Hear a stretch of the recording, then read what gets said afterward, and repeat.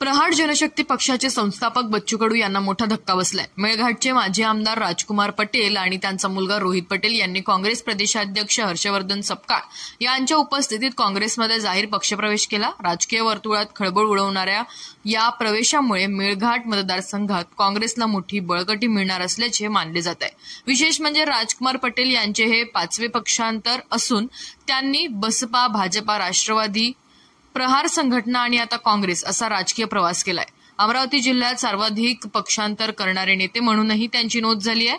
आतापर्यंत त्यांनी 7 वेळा विधानसभा निवडणूक लढवली असून त्यात 3 वेळा मेळघाट मतदारसंघातून आमदार म्हणून निवडून आले, तर 4 वेळा पराभव पत्करावा लागला।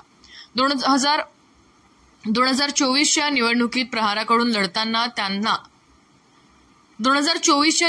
प्रहाराकडून लढताना त्यांचा भाजपचे केवलराम काळे यांनी पराभव केला होता। राजकुमार पटेल यांच्या काँग्रेस प्रवेशामुळे मेळघाटात आगामी राजकारणाला नवीन समीकरण प्राप्त होणार असल्याचे जाणकारांचे म्हणणे आहे।